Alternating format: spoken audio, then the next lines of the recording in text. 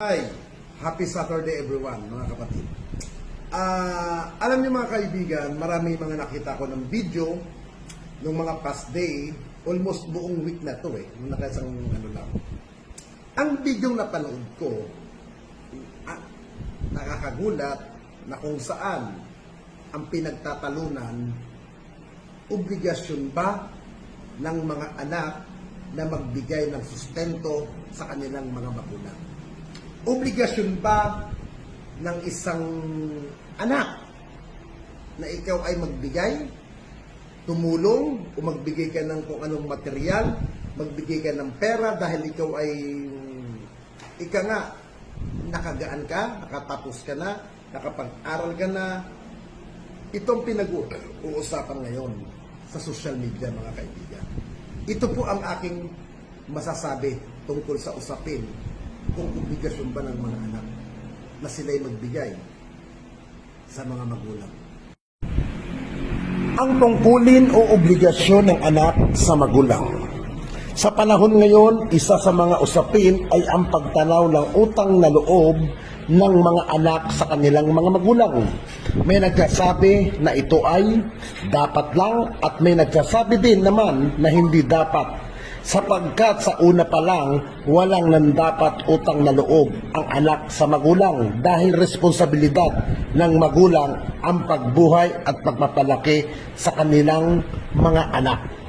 Ngunit ano nga ba ang nararapat?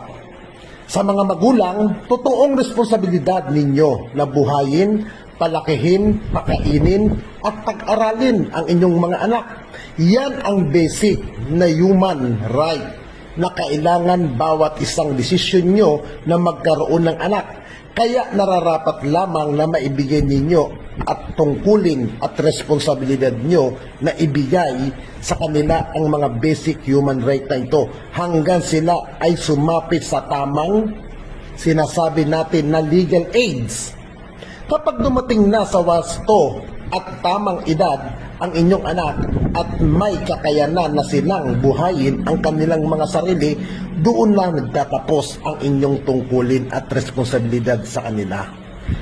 Dito sa Pilipinas, sapagkat tayo ay may kultura na malapit sa pamilya, kahit lagpas na sa legal edad ang isang anak, ay nakatira pa din kasama ng kanilang mga magulang. Ang mga magulang dire-diretso pa din sa pagbibigay, pagbuhay at pag-aalaga sa kanilang mga anak. Walang masama dito sapagkat nagpapakita lamang na ito kung gaano ka family-oriented ang mga Pilipino. Dito nga lang pagpasok ng katanungan na may obligasyon bang suklian ng mga anak ang lahat ng ginagawa sa kanila ng kanilang mga magulang. Dapat ba silang tumanaw ng utang na loob? Oo at hindi. Oo, obligasyon ng anak na saklian ang lahat ng ibinibigay ng kanilang mga magulang sa kanila kung sila ay lagpas na sa tamang edad. Ay umaasa pa din sa kanila ang mga magulang. Dapat lang na magbayad sila ng utang na loob sa mga bagay na hindi natungkulin o responsibilidad pa ng mga magulang sa kanila na ibinigay sa kanila. Pero binibigay pa din dahil nga nakatira pa din sila sa mga ito kahit more than 18 years old na sila. Muli, bawat tao pagsapit ng legal age ay may kakayanan na dapat buhayin ang kanilang sarili.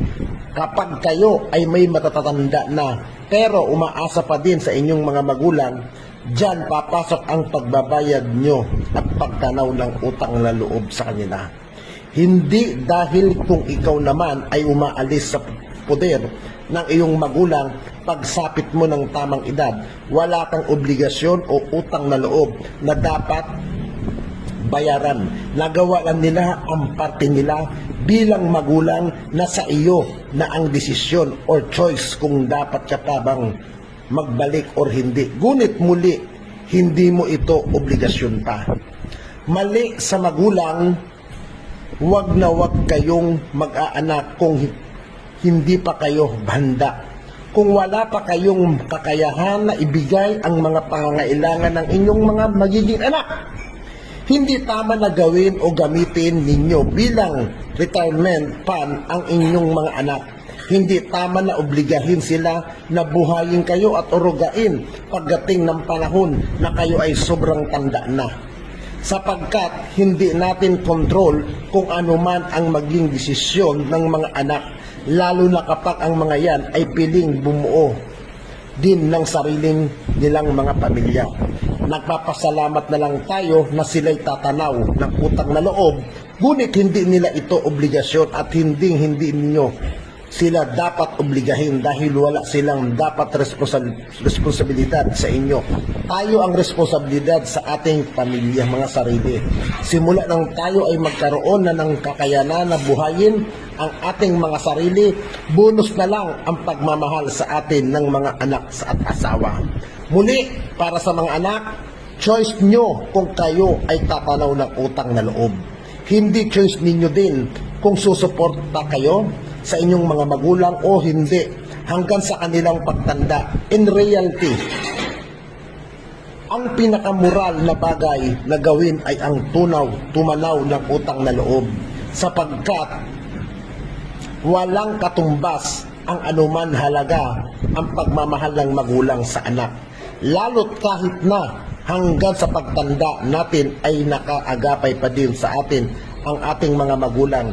Natural lamang suklian natin ang pagmamahal na ito, ngunit muli ay hindi obligasyon ito. Lalo't sa pagsapit mo ng legal age ay umalis ka na sa poder ng mga magulang mo at bumuo na din ng sariling pamilya. Ang mga nararapat at obligado lamang ang magbabalik sa kanilang magulang ay ang mga matatanda na edad 18 pataas, ngunit umaasa pa din sa kanila ang mga magulang.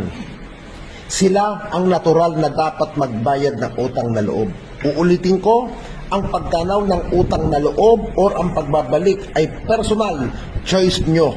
Walang mali sa pagbibigay sa magulang, lalo't bukal sa puso nyo ang pagbibigay sa kanila. Kaya sa mga anak, tungkulin nyo ang mahalin ang inyong mga magulang habang bata pa kayo. Sumunod kayo sa lahat ng payo at tagubilin nila.